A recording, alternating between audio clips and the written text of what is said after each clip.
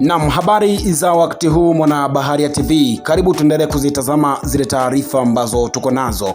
Makamu mwenyekiti wa Chama cha Demokrasia na Maendeleo Chadema, John Heche amelalamikia kuchelewa kwa mchakato wa kesi inayomkabili mwenyekiti wa chama hicho Tundu Lissu. Kupitia ujumbe alioutoa Machi 15, 2026, Heche amesema Lissu amekuwa kizuizini kwa takriban miezi 11 tangu Aprili 2025 na zaidi ya miezi minne imepita bila maendeleo ya kuridhisha ya kesi hiyo tangu Oktoba 2025. Heche ameeleza kuwa hali hiyo inaleta mashaka kwa wananchi na wadau wa haki za binadamu, akisisitiza kuwa kesi zenye uzito wa kisiasa na kijamii zinapaswa kupewa kipaumbele ili haki itolewe kwa wakati.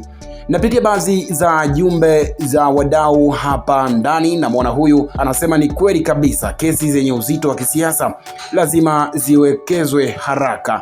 Anasema hali ya sasa inatishia haki za binadamu na kuudhi wananchi. Mwingine anasema kucheleweshwa ni kinyume na sheria. Kesi ya miezi 11 bila maendeleo inaonyesha upungufu wa uwajibikaji katika mfumo wa haki. Hii si sawa na demokrasia. Naweka nukta na jumbe mbili za mwisho. Anasema kesi isiyo na misingi. Kwa kweli, kama kesi ya aina hii msingi wa kisheria, ni lazima Lissu apewe haki haraka. Hii ni kwa ajili ya heshima ya mfumo wa sheria. Mwingine huyu wa mwisho kabisa anasema wananchi wanashangaa ni kwa nini kesi kubwa ya kisiasa inacheleweshwa muda wote huu. Hii inaunda mashaka kuhusu uwazi na uwajibikaji wa mahakama.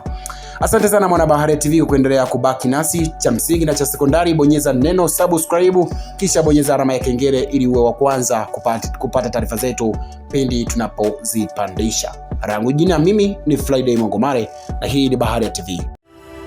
Asante kwa kuifuatilia Baharia TV. Usisahau kulike, kusubscribe, kucomment na kushare.